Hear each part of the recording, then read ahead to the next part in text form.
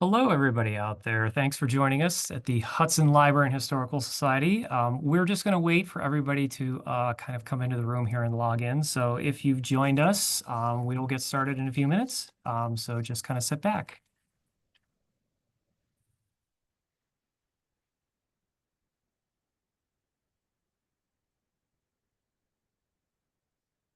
Okay, thanks for joining us tonight at the Hudson Library and Historical Society. Just a couple little quick announcements, and I can introduce our author. I'm Derek. I'm one of the reference librarians here, and we have some wonderful programs coming up. And if you like any of the ones I'm going to tell you about, go to hudsonlibrary.org to sign up for them. So the first one is virtual. Tuesday on January 14th at 7 p.m. It's virtual. We have National Book Award finalist and MIT professor Alan Lightman, and he's going to be talking about the miraculous from the material, understanding the wonders of nature. A couple days after that, another Tuesday, this time in person, January 21st at 6:30 p.m. in person.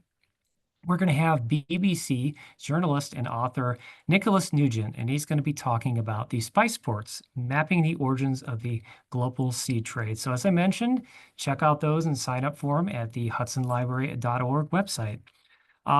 So in case you would like copies of this book here tonight, which our author will be talking about, I'll put a link in our chat to Learn It Al, which is our local bookseller. I've been talking with our author, and congratulations. It looks like the first print run has sold out.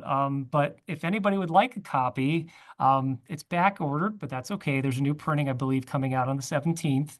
So go ahead and go to the Learn It Al, or if you'd like a copy right now, go to our author's website. You can purchase one there because he has some. And we will have time at the very end for questions. So if you have them, don't be shy. There's a little Q&A button. You can click on that and ask us some questions for our author. So now let's introduce our author. So tonight here we have Marc Leepson, and he's going to talk about his newest book, The Unlikely War Hero, which is here. He was telling us before that it did sell out and it went viral online. There was an article in the UK news publication and the first print sold out. So it's doing really well. For a while there on Amazon, it was the #1 Vietnam selling book, and it was wonderful. I've read it, so that's good. So a little bit about him. He's written such books as The Ballad of the Green Beret, The History of Army Staff Sergeant Barry Sadler, What So Proudly He Hailed Francis Scott Key, A Life, Lafayette, Idealist General, Desperate Engagement, The Story of the Civil War, Battle of the Monocracy and Confederate Attack on Washington, D.C., and Saving Monticello, among others. He has a BA and MA in European History from George Washington University. He has taught U.S. history at Laurel Ridge Community College in Warrington, VA, and is the senior writer, arts editor, and columnist for VVA Veteran, magazine published by Vietnam Veterans of America. He's a former staff writer for Congressional Quarter in Washington, D.C. He's written for many publications such as Preservation, Smithsonian, Military History, Civil War Times, The Washington Post, New York Times, New York Times Book Review, Wall Street Journal, and he's coming to us from Middleburg, Virginia. So we'll turn it over to you. Thank you very much, Derek. Yeah, just one quick qualification. The book was the #1 best-selling Vietnam War history book on Amazon for a week when it came out a couple weeks ago. So thank you very much, everybody, for tuning in, and thanks to everybody at the Hudson Library and Historical Society. This is a great program you have. I'm very, very happy you asked me to do it. And I also wanted to thank all of my fellow Vietnam War veterans who are out there. I want to thank you for your service. And thanks for tuning in, and let's go, because I have an interesting, really kind of unique Vietnam War story to tell you. It's the story of it's a slice of life biography of the youngest and lowest ranking American prisoner of war in the Hanoi Hilton who was captured in North Vietnam. A 20-year-old seaman apprentice named Doug Hegdahl, who was from a small town called Clark, South Dakota. He was serving aboard a ship in the Tonkin Gulf, a guided missile cruiser. It fired big gun. By the way, no missiles were fired in anger during the Vietnam War. But the Canberra, which was the name of the ship, had these big 5- and 8-inch guns, and they just pounded the coast of North Vietnam, sometimes South Vietnam, in support. So let's get into the story. And I just want to say also that I am a Vietnam War veteran, and I've written an awful lot about the war in my journalism career over the last 40 odd years. But this is my first book. It's my 11th book, but it's my first one that has to do solely with the Vietnam War. And I waited a long time to write it, and I want to share my enthusiasm with you about the book and about this story. So, Doug was from Clark, South Dakota, which is in central eastern part of South Dakota. It's about a 4-hour drive west of Minneapolis and a couple hours south of Fargo, North Dakota. Um, and Clark is a small town. It dates from the 1880s. All four of Doug's grandparents came there in the 1870s and the 1880s with a lot of Scandinavian immigrants to the United States, Norwegians in his case, all four of them. A lot of them had these rudimentary farms with sod roofs and so on. I love this great historical picture of early settlers in the Clark area. And Clark literally got on the map in the late 1880s when the railroad came through, like it did in so many times. That was 1882, and this town was built up around it. And you can see by this poster by 1883, by 1883, the town had a little cluster of buildings. There were people that lived around, and the population was peaked at about 1,500 around the turn of the century. Um, like I said, all four of Doug's grandparents came here from Norway. And I have a couple of pictures of Clark around the turn of well, this is from the 1920s before the streets got paved. I love old pictures. So another one. So it was a Western town. And it became a town just before South Dakota became a state in 1888. Now, Doug Hegdahl moved there when he was 7 years old in 1953 with his family, his mother and father, Abe and Edith. Abe and Edith. Abe and Edith Hegdahl had Doug and two brothers. They had three boys, and they moved to Clark, and they didn't open. They ran the hotel there. There was an old hotel, and this is a picture of it from the 1960s. The family lived in the old hotel, the old Clark Hotel, which was also called. So the family lived there. Doug worked there. His brothers worked there, and friends used to hang out there. So they nicknamed it the Hegdahl Hotel. And then, ironically enough, people started calling it the Hegdahl Hilton, which is just, unbelievable. But two of his friends who grew up with him that I interviewed told me that. And Doug grew up in Clark in the 50s, in the baby boom years, with lots of kids his own age. He once said it was like growing up in Mayberry. I mean, for people who remember, Mayberry was the Andy Griffith Show, little town in South Carolina where everybody knew each other and everybody was friendly, and the kids ran around and pulled hijinks. And he was, by all accounts, a happy-go-lucky kid. He was a smart kid. He was athletic. He swam in the swimming pool. He was in the Boy Scouts.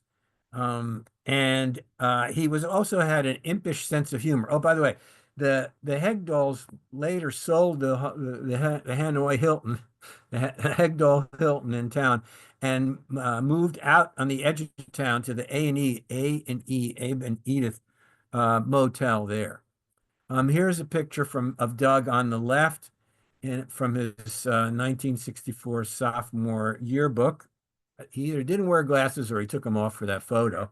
There he is on the wrestling team for the Clark High Comets. And this is his 1966 high school yearbook photo. Doug did repeat 1 year of school. It was not because he couldn't do the work. He just, kind of messed around too much. And he graduated at 19 and a half. So this was 1966.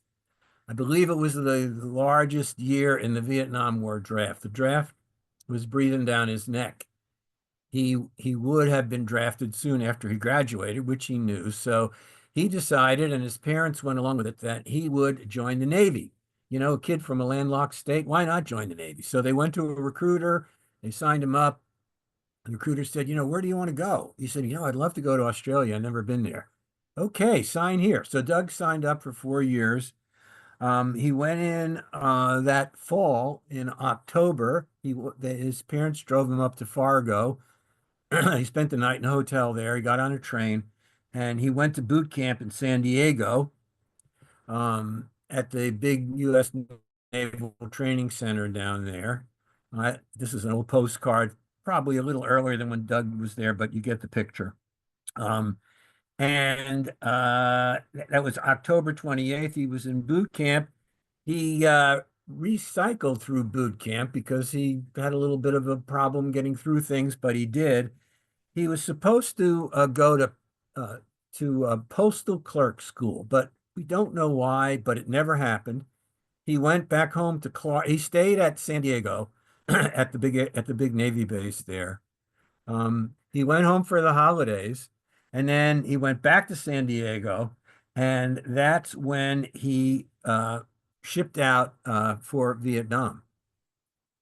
He went out of the Oakland Army base and got on a flight to Subic Bay, the giant Navy base in the Philippines that is no longer a U.S. naval base. And he was there for a couple of days and then got assigned to a ship. And this is the ship. This is the Canberra. You can see the missiles. This was a World War II vintage ship that got refitted for missiles in the early 1950s.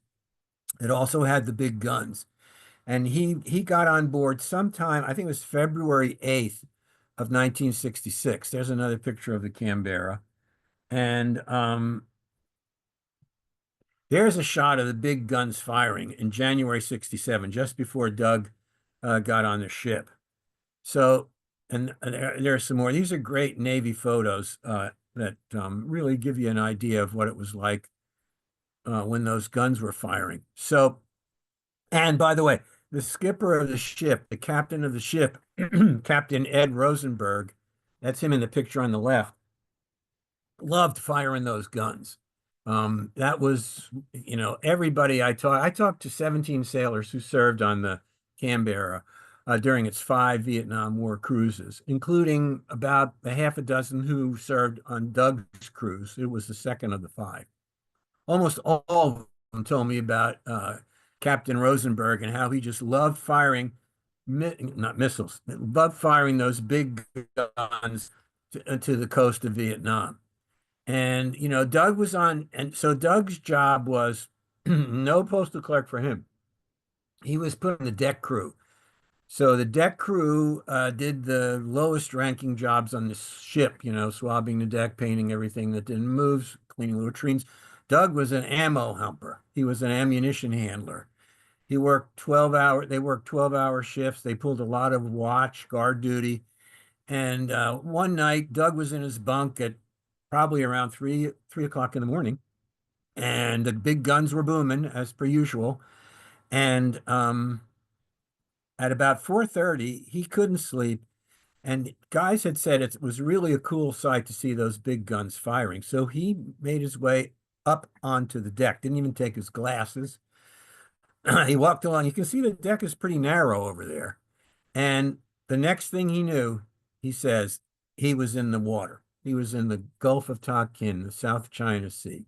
He says he does not remember what happened, just that the guns were booming and he went overboard. No one saw it, or at least no one has ever come forward who saw it. And so that's all we have to go for. Most people believe that the ship may have been swaying, the concussion knocked him overboard, but the term scuttlebutt. Navy's big on scuttlebutt. So I've heard lots of stories about what happened to Doug that are rumors basically that he was pushed, that he got into a fight, et cetera, et cetera. But, weighing all the evidence and, there isn't much, but it's pretty much sure that Doug went over the side um, because of losing his balance or whatever. But fact is, he was in the drink. Now, luckily for me, the deck logs are all declassified. The National Archives has them, and they're online. So I was able to download and print out the deck logs for, you can see that was Thursday, 6th of April, 1967. And and you can, these are my notes that I took while I was doing the research for the book to try to come up with a chronology of what possibly happened. So you can see that they started firing that morning at 4:15, which would have been, early in the morning at April 6th, and that firing ceased at 4:42. So it's a pretty good bet that between that 20 minutes or so, that's when Doug went over. And you can see in red there, there was a muster the next morning at 7:40, and all were accounted for. So it was probably a screw up because at the next muster at 11:30, Seaman Hegdahl was reported missing. There was a search of the ship. There was two searches of the ships when they didn't find anybody, and they realized that Doug was overboard. Now, the standard operating procedure is that a search and rescue mission, or at least a search mission, is mounted. But I couldn't find any evidence that the ship mounted a search. And I talked to three lieutenants who were on there. None of them remembered a search. They did remember that Captain Rosenberg sailed away that next morning, and the deck logs confirm it. And so what we have as a description of what happened next comes from interviews that Doug gave. By the way, Doug did not talk to me for this book. He has not talked in public probably for about the last 25 years. But in the mid 70s, he did sit down for long interviews in two books about POWs. He testified before Congress, and we'll find out about that later, for a good couple hours. That transcript is available. And he was in a couple of documentaries in the late 90s and the early 2000s. So what I learned from Doug's mouth through these sources is what we know about what happened to him. So he went overboard. He screamed, but of course nobody could hear him. He was a good swimmer, and he managed to stay afloat for at least 3 hours, maybe at least 2.5, but probably 3 hours or maybe a little bit more. And just as he was losing, and he tried to swim toward the shore, he could see the little shore on the horizon, but he couldn't make any progress whatsoever. So he just lay there and said his prayers. And then when he was, almost getting ready to just give up, a fishing boat showed up, a North Vietnamese fishing boat. He could hear it coming. He managed to take off his t-shirt and waved it, and they picked him up. And Doug says that, he became a POW, but he was not captured. He was rescued, which is the truth. And he was treated fairly well by the guys on the fishing boat. They gave him dry clothes, something to eat. They took him to shore, but then they turned him over to the North Vietnamese army. Doug was interrogated. He was not tortured, but he was roughed up. He was roughly handled. And then he was shipped up to Hanoi, to what we know as the Hanoi Hilton, which one POW called the Devil's Island of the Far East. So you have to think of the Hanoi Hilton as a complex of prisoner of war camps. The main building was an old French jail called the Maison Centrale, which the French built in the late 19th century, and which they imprisoned Vietnamese rebels. Remember, France, Vietnam, Cambodia, and Laos were French colonies. And the French ruled with an iron hand, and whenever there was an uprising or thoughts of an uprising, they were harshly put down. A lot of people were taken prisoner in these camps. They were treated abysmally. There was torture, there was death. And then when in the mid 1960s, the North Vietnamese turned it into a prisoner of war camp for Americans captured in North Vietnam. Now, who were Americans captured in North Vietnam? Well, virtually all of them were pilots, backseaters, or navigators on bombers or jet fighters that were either shot down by NA aircraft or by Russian MiGs that were piloted by North Vietnamese pilots or by accident. And I think you probably know that at the war's end, 591 of them were returned. We don't know exactly, but we think there were well over 600 from the time the first POW was captured in 1964 until their release in 1973 with the signing of the Paris Peace Accords that ended uh, American combat action in the Vietnam War. So here's a picture of some of the camps. So you can see where at Hỏa Lò, Hanoi Hilton was in the center. A lot of the prisoners were held, you can see on the right. These are all nicknames that the Americans gave. The zoo, because there were some farm animals there at one time. Alcatraz, for reasons that you can figure out. The plantation, because it used to be a garden. It used to be a little bit of a farm for the French during their colonial period. These are some pictures from inside the Hanoi Hilton from a fairly recent vintage to give you an idea of what it was like. Now, when Doug was captured in 1967, so he was captured and he went through the routine that they did for virtually everyone who was captured. They brought him in and they interrogated them, and it could get rough. Luckily for Doug, it never did. He was never tortured, but he was made to suffer in other ways. They did not believe him when he told them that he fell off a ship. They accused him of being a spy. And Doug, was a smart kid, and he convinced the North Vietnamese that he was a 20-year-old sailor who fell off a ship, not like, a lieutenant commander in the Navy who was piloting a, multi-million-dollar jet plane who could give them information. And Doug not only did that, not only convinced them that, but he devised a strategy. No one taught him to do this. He just did it himself, where he played dumb. He just acted like the village idiot when they would ask him a question, write down your hometown name. He goes, how do you spell Clark again? And stuff like that. They gave him an ink pen. He would put it in his mouth and let the ink dribble all over his chin.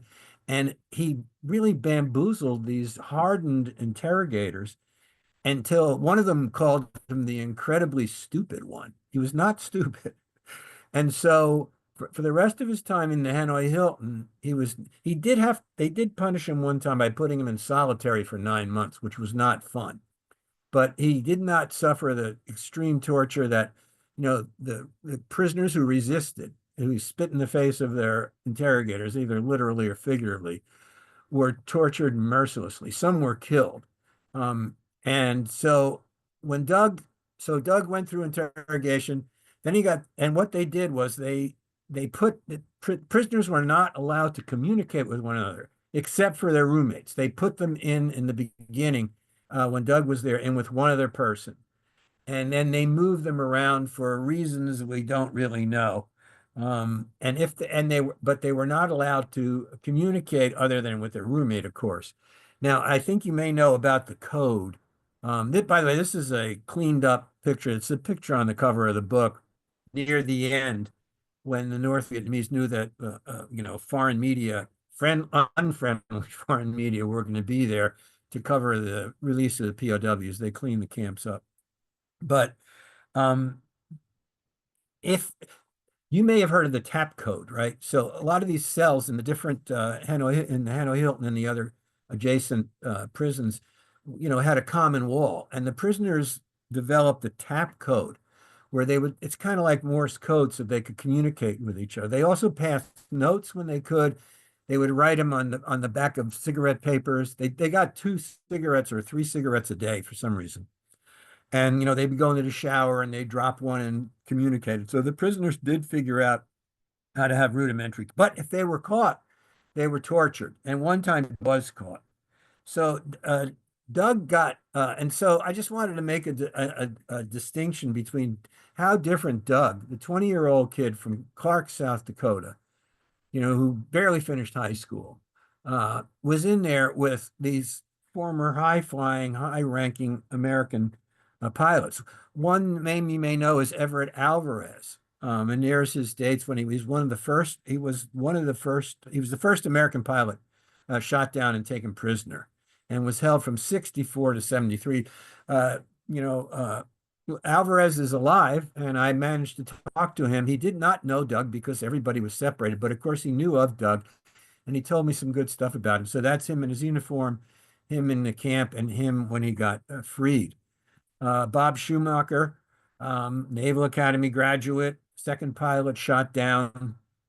He was the guy who thought up of the name Hanoi Hilton, which stuck. You may know the name Jeremiah Dent. He was Naval Academy class of 47. He was a resistor. He just wouldn't give a dime. He was tortured. He later became a U.S. Senator from Alabama.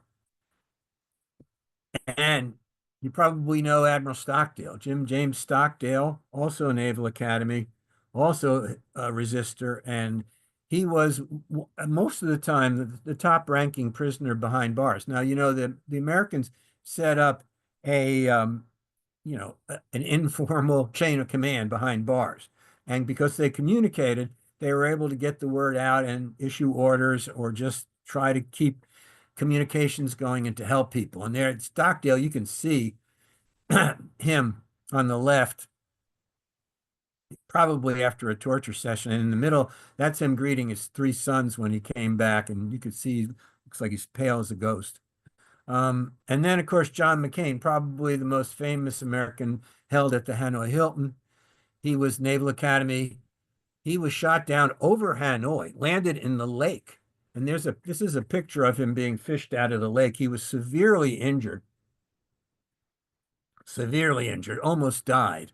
When they got him into the Hanoi Hilton, they put him in with two other guys who had to take care of him day and night, who he says saved his life, doing all of his bodily functions for him. Let's just put it that way. I mean, he was really, and the other thing about John McCain was his father, Admiral McCain, was the chief of naval operations in the Pacific, which the North Vietnamese knew. So they trotted him out and that's why we have pictures of him when he was a prisoner, because they were using him for propaganda purposes. So that's this is McCain. You could see his back was broken, never fully healed. This is when the day he was released. And one other important player in the story, and that's Dick Stratton, Georgetown graduate, has a master's degree from Stanford, jet pilot, shot down a couple of months before Doug. So Doug had one roommate, and then a couple of weeks later, they put him in with Dick Stratton. And Stratton didn't know what Doug was probably in with 5 or 6 different people over the 2.5 years he was there. None of them knew what to make of him, and neither did Stratton. Luckily for me, Dick Stratton is 92 years old, still in contact with Doug.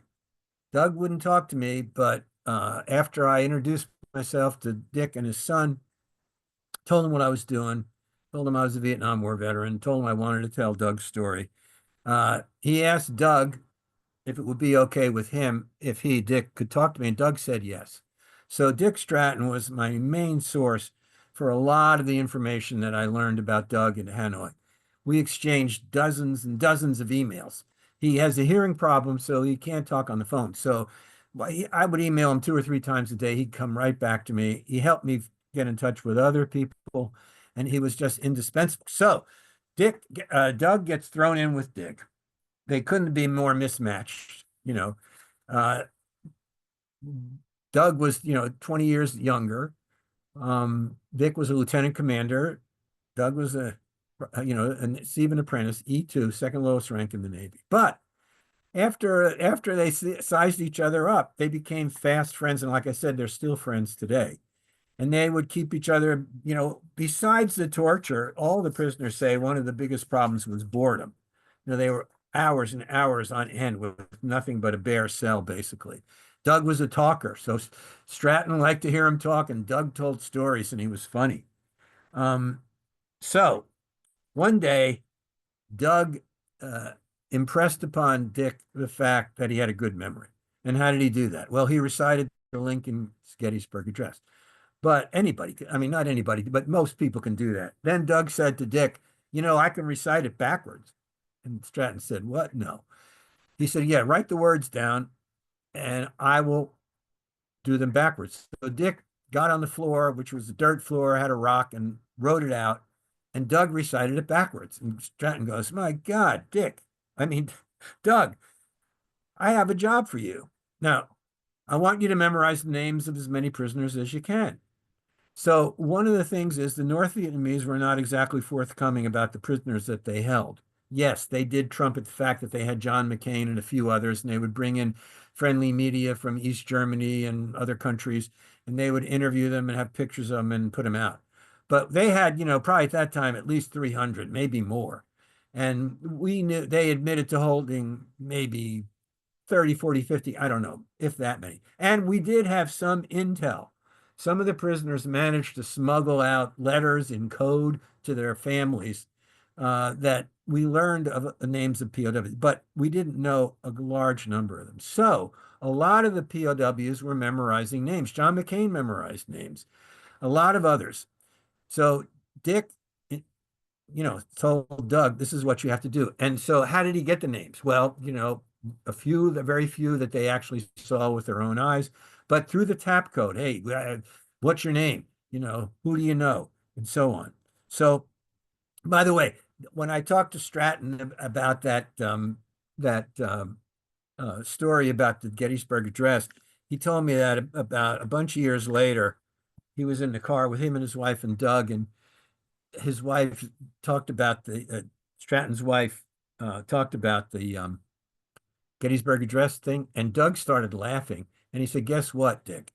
I didn't know how to do it backwards. I was reading it over your shoulder." So that's breaking news in my book, and all the other things you'll read about Stratton doing that. You'll also read that Doug memorized the names by putting them to the tune of Old MacDonald Had a Farm. That's yes, it's right and not right. He did use nursery rhymes like that to remember, but not just Old MacDonald. So um, then, for no good reason whatsoever, the North Vietnamese moved. Here's a picture of from the East German state media did a propaganda film on the POWs, and this is a still. It was called Pilots in Pajamas, and this is Stratton and Doug just before they were put in. They actually didn't know each other at that point, taking one of their rudimentary showers. Oh, so after about, I think, 6 weeks, the Vietnamese told Doug to pack up, and they put him in with this guy, Joe Krecka, who was a four Phantom jet backseater, shot down in '66. He was tortured, didn't give up anything. He was a tough resistor guy. And he was wary of Doug too, but they kind of got used to each other. Doug told Joe, I interviewed Joe Krecka several times. He was great. Krecka uh, told me that, Doug told him that Stratton had to memorize these names. And Krecka said, okay, we're going to double that or whatever. So Krecka would drill him on names. They would gather all the names. And he was in there with Krecka for, I think, about a month. After that, Stratton got wind of the fact that Doug had, well over 200 names, and he ordered him to go home. Little known fact, 12 American POWs in the Hanoi Hilton got what they called early releases. 11 of them had to sign papers admitting basically that they were war criminals and that the war was terrible and they were Yankee air pirates was the term that the North Vietnamese used. Doug never had to do that, and I'll get to that in a minute. So the North Vietnamese are always looking for guys who would, sign these papers and consequently go home early. And when Dick ordered Doug to go home, Doug refused because he knew what the other POWs felt about the early releases. You know, to say they didn't like them is an understatement. Let's just put it that way.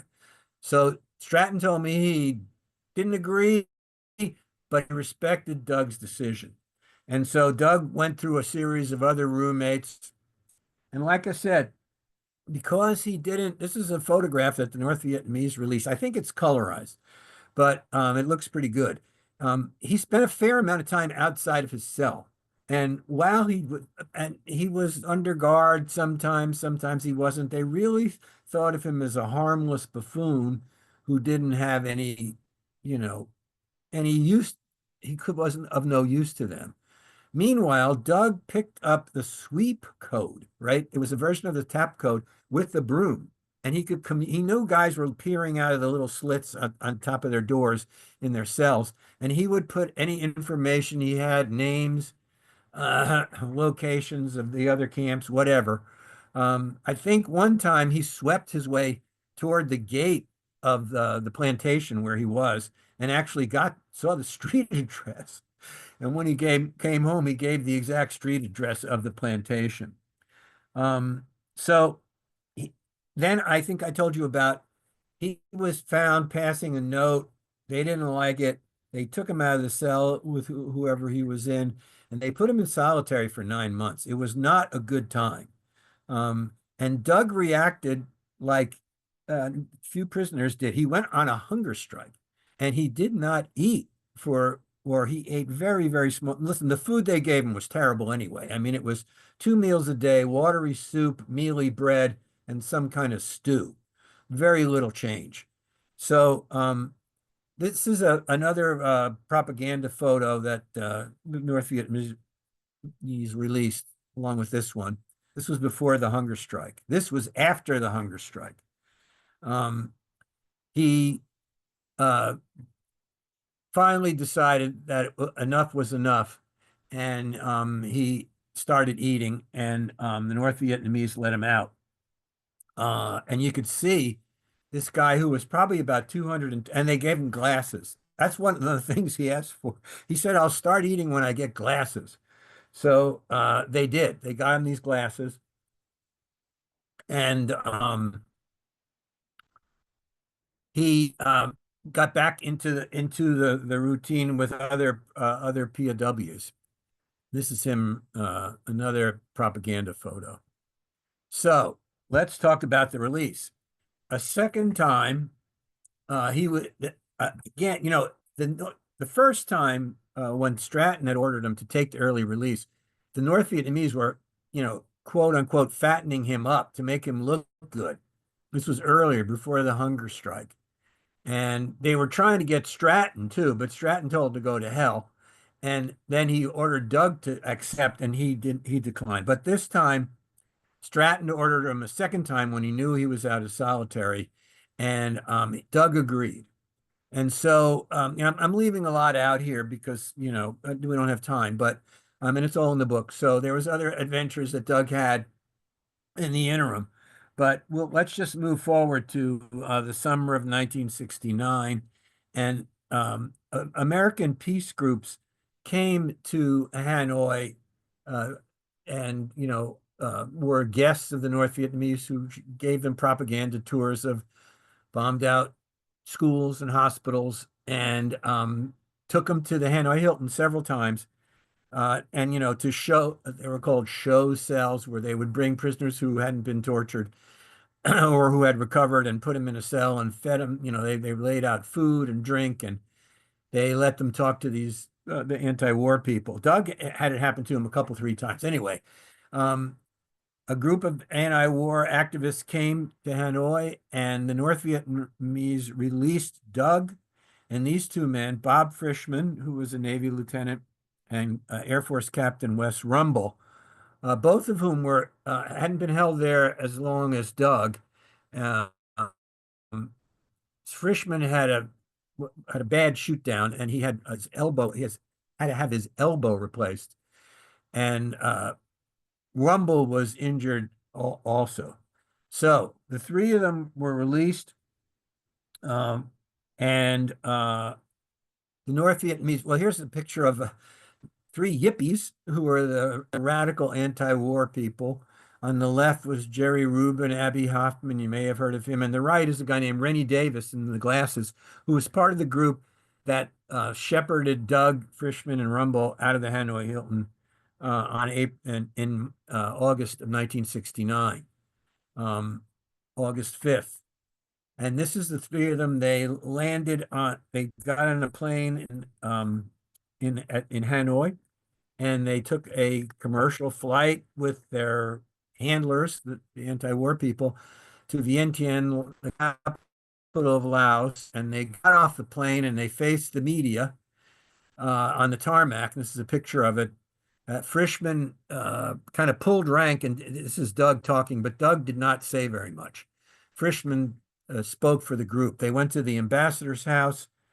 They were given food and drink. They were allowed to call home. And then they flew to Bangkok, the capital of Thailand, the next day. This is them getting off you can see Frischman's right arm, which is holding behind his back. He really had no use of it. You see how skinny Doug is. And Rumble, you could see he was not well.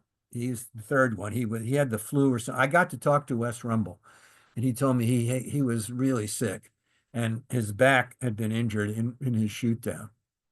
Oh, they stopped over after they left. So they went to the ambassador's place in Bangkok. They drank some beer, and then on the long flight to the USA, they stopped in Frankfurt Airport and they got new uniforms. So they got to change out of those creepy clothes that the North Vietnamese gave them. And this is Doug in a shot at the Frankfurt Airport. And then they landed at Kennedy Airport the next day. They walked out to a tarmac and faced the media. They stepped up on a little riser. That's Doug's mom and dad behind him. They flew them in. That's Edith and Abe. And that's Frischman's wife. They flew her in along with Rumble's parents, but Rumble was too sick to get on that platform. He went right off the plane and into an ambulance and to an Air Force hospital. Again, Frischman did most of the talking, and they were taken away to Bethesda Naval Hospital. Rumble was taken to an Air Force hospital in California for treatment and debriefing. And Doug and Frischman were at Bethesda Naval for about a month. Now, let's just take a quick step back here, because the POW issue was the #1 issue in the Vietnam War during this time. From the time Nixon became president in February of 1969, he made the issue into the top issue of the Vietnam War. Get our prisoners home. Treat our prisoners through the Geneva Convention. And they started so under the Johnson administration, did not want to deal with the POW issue. The wives and the families, when they went to the government under the Johnson administration, they said, just be quiet. We're handling this. We're starting peace talks. We don't want to do anything. Well, Nixon changed the whole thing, right? He won the election in November 68, became president in January 69, and by February, March, he made the POW issue the #1 issue of the war. And they started something called the Go Public campaign, where the opposite of what Johnson did. Instead of not talking about the prisoners, they held press conferences. They testified on Capitol Hill about how badly our POWs were being treated. That's Secretary of Defense Melvin Laird at a press conference announcing the Go Public campaign. That's Laird and Nixon. And so Doug and Frischman became part of the campaign. Well, the day before they were released from not Walter Reed, Bethesda Naval, they had a press conference. This was September 2nd, 1969, in which they went to the big auditorium there at the hospital and met the press. And Frischman did most of the talking, but Doug piped up. But this was the first time the American public heard first-person evidence that the POW is being held in Hanoi. were being tortured, and they gave details. And that was part of the campaign. The other thing that happened was that that very day in Vietnam, Ho Chi Minh died. Ho Chi Minh, who was the Revolutionary War leader of the Vietnamese communists since really the end of World War I. He was kind of like the George Washington and the current president of North Vietnam. He was revered. But he was in a power struggle for the leadership of North Vietnam. And when he died, there was a change in the leadership of the Politburo. And you know that there was a change in the POW policy. There is a resolution that the Vietnamese Politburo put out in, I think it was November or October, November, not long after Ho Chi Minh died, not long after that press conference. And I read it. It's been declassified or leaked or whatever. And it says, there's propaganda in the beginning. It says that we've always treated these men kindly, but in the humanitarian manner. But we are going to even do better. And you know what? When you talk to the prisoners, and a lot of prisoners wrote memoirs, a lot of them have given oral histories. Almost to a man, they say that treatment improved. Torture did not stop, but it was significantly lessened. And their food improved. They got 4 cigarettes a day instead of 2. And they were allowed to talk to each other. They were allowed to communicate. And they put them in cells with more than 2 people. So part of it had to do with the Nixon campaign of getting tough. Part of it had to do with Ho Chi Minh's death and a change in the Politburo, but another part of it had to do with what Doug Hegdahl did. Did I tell you about the names? I think I forgot to tell you about the names. So he was debriefed 12 times. I got to read 2 of the debriefs and then read a lot about from secondary sources. But when he sat down with his debriefer the first time, he spun out those 264 names, ranks, service numbers, and other information about these POWs. And after checking and double checking and rechecking, the Pentagon was able to change the status of 63 men from missing in action, which usually means presumed dead, to prisoner of war, which means you're in prison, but you're alive. 63 families learned that their loved ones, their husband, father, son, brother, was alive. So this was quite an amazing thing for a 20-year-old kid from Clark, South Dakota to do. And that also had an influence. So what Doug did as far as talking about details of the conditions there, combined with the change at the Politburo and the Nixon administration go public, changed conditions significantly better for the POWs. So Doug flew home the next day. They gave him a parade. Of course they did, in Clark. I love it that there's a tractor in the background there. And that's him and his mom and dad in the back seat of a Cadillac convertible going down the main street of town. And then they had a big rally at the high school. And there's Doug with a big smile and his Navy whites. More about and so after that, I did talk to a couple of Doug's friends who were with him there then, and they said that they told me that Doug was happy on the outside, but he wasn't a happy camper. He had a Navy intelligence guy minding him there. He wanted to just go out and drink beer with his buddies, and he didn't like being the center of attention. And that there was a movement among the POW wives to organize and lobby. They didn't get any lobby for better treatment for their husbands who were in Hanoi. The Johnson administration, like I said, didn't cooperate, but Nixon embraced them. And here's a picture of them, including Sybil Stockdale, who was Jim Stockdale's wife, next to Nixon. And, there was something called the United We Stand campaign.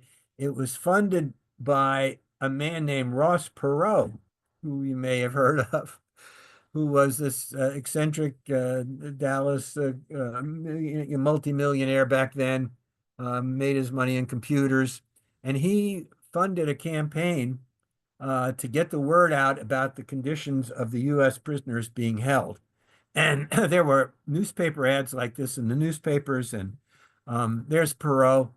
And he did a couple of things where he hired, this was at the end of 1969, where he loaded a plane full of 180,000 pounds of food and supplies and wanted to take them to the prisoners in North Vietnam, never got out of Thailand. And then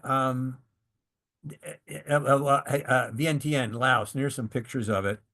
And then over Christmas, he rounded up 58 women and 94 of their children whose husbands were prisoners, put them on a plane to Paris, where they were going to go to try to talk to the North Vietnamese delegation to the Paris peace talks to get a better treatment of the POWs, but they would not. They spoke to three of the wives, and it didn't work. So, and then he spoke at a giant rally at Constitution Hall in May of the following year, at which the newly formed group, the National League of Families of American POWs Missing in Action, the Wives Group, spoke. Doug spoke at that big rally in before all those people at Constitution Hall in D.C.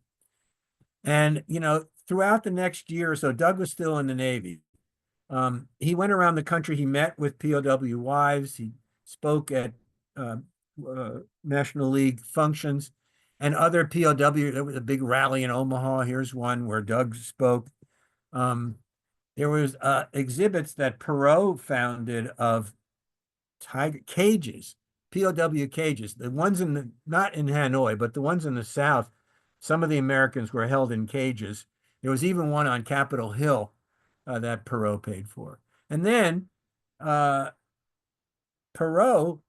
asked/told Doug that he wanted him to go to Paris to meet with the North Vietnamese delegation. This was now December of 1970. Doug had gotten out of the Navy that fall. So he accepted it. He went over on a big jet with a couple of other people that worked for United We Stand, Perot, and he got in to see the North Vietnamese twice, but both times, he asked for lenient treatment. He asked for the Red Cross to come in. He asked for him to come in and look at the camps. They just parroted, propaganda and said no. And Doug came home, and you can see the headlines from the local paper. The North Vietnamese did not cooperate. This was the time of the POW bracelets, 1969-70, the POW flag, which still flies over government buildings by congressional resolution. This was another effort to go public, to keep the POW issue before the American public. Here's a picture of Doug in his uniform just before he got out of the Navy. By this time, he was getting sick of being in the spotlight. And when he retired, here's a picture of Stratton when he came home with his three sons and his wife. And like I said, they became friends after Doug came home. And there's some pictures later of Dick and Alice and Doug in California. This was right after Dick came home. This is another one at a reunion in 78 and one in Washington. Now, this is Sybil Stockdale and Admiral Stockdale. When Doug got out of the Navy in the fall of 70, he went and visited Sybil Stockdale in her home in Coronado in San Diego. And she graciously took him in, let him sleep in the basement. I talked to two of his sons, one of whom was a young boy living there at the time. And he said he loved Doug. Doug was like a big brother to him. He went to his Little League games. He gave him a ride to school and so on and so forth. And then we think we don't know if Sybil Stockdale's no longer with us, nor is Admiral Stockdale, and the two sons did not know, but they think that she was able to get him a job at the SEER School, the Survival, Evasion, Resistance, Escape School at Coronado, and civilian job, and he worked there for 30 years. And everyone that I've talked to or read about who had Doug as a SEER school instructor talked about how great he was, how much they learned from him. And this is a picture of his retirement in 01, and that's Jim Stockdale there. They've since renamed the SEER School after Jim Stockdale. And, we talk about the Go Public campaign. Doug really went private. He did appear in a documentary or two as a talking head in the early 2000s, late 1990s. But beginning around this time, about 20 years ago, he just got into a shell. And is not communicating with people. Luckily, two people managed to get this picture of him on his bike. He's retired now. He lives in San Diego. He did not talk to me for the book, as I said. And, I wish that he had, but I'm glad that I wrote the book. This is a picture that someone managed to post on the internet of Doug around today. And, I was really, whether he talked to me or not, to be able to tell the story of a guy who, the name of the book is The Unlikely War Hero. I do not use the word hero lightly, okay? But I firmly believe that Doug did um, do one of the most heroic acts, not in combat, in the Vietnam War, what he did behind bars. If he had gotten found out, God knows what would have happened to him. Tortured, killed, who knows? But he did it. He came home with those names. He saved 63 families, anguish. He relieved their anguish. And I'm happy to tell the story and to answer questions for everybody. Thank you very much. Well, thank you for that wonderful talk. I wish we had time for questions. Unfortunately, our time is almost out, so I Did do I go over? apologize for everybody. But it was a fantastic presentation. One quick little thing, we didn't get a chance to talk about it, but what are you working on next? I'm sure your audience is probably curious, like your next book. Oh gosh, you know what? I am just taking a deep breath. This is my 11th book. I'm going to be 80 next year. I think I have a 12th book inside of me. I have a few ideas, but I haven't settled on one yet. So good question though. I always have to ask that. That's kind of an easy question to kind of, because some people know and some people don't. But in any case, thank you so much, Mark, for coming out and talking to us for about your next book here, The War Hero, The Unlikely War Hero is fantastic. For those of you that may have come in late, our program is recorded and it'll be on hudsonlibrary.org, also our YouTube channel. So go there and just search hudsonlibrary.org. So thanks again to everybody coming out, and thank you again for the author for giving his time. Thanks, Derek. Thanks everybody at the Thank library. you. Okay, good night, everybody. Take care. Good night.